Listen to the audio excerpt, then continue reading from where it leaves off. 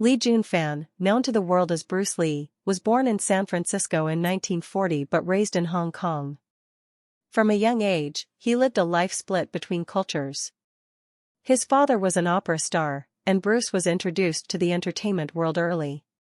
He appeared in over 20 films as a child actor, but it was his later return to America and his hunger to prove himself, not as a stereotype but as a complete human being, that would shape his destiny.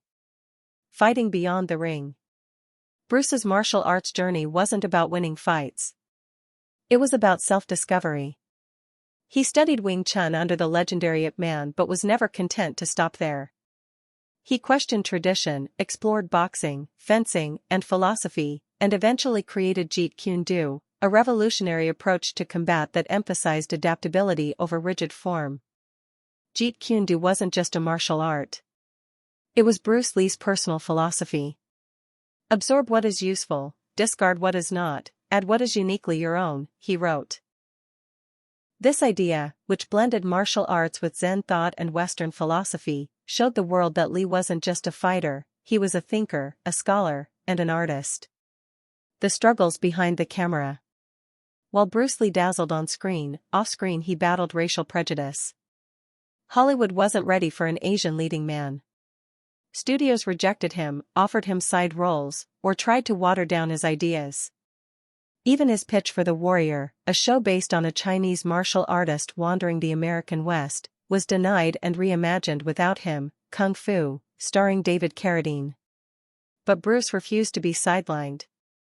He returned to Hong Kong and took creative control of his own films, quickly becoming a superstar. His charisma, authenticity, and explosive physicality redefined Asian masculinity and broke stereotypes in ways no one had done before.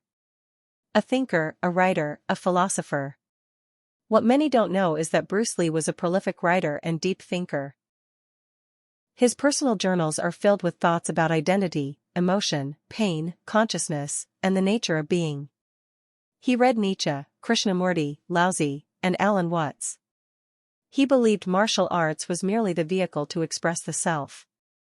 To Lee, the martial path was not about domination, it was about self-knowledge. All types of knowledge ultimately mean self-knowledge, he wrote.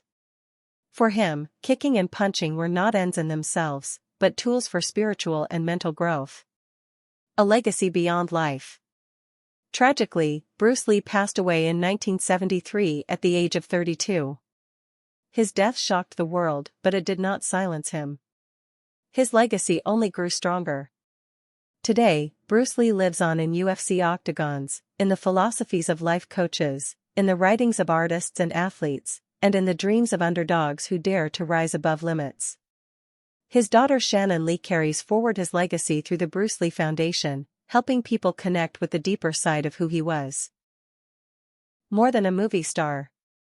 The Legend of B.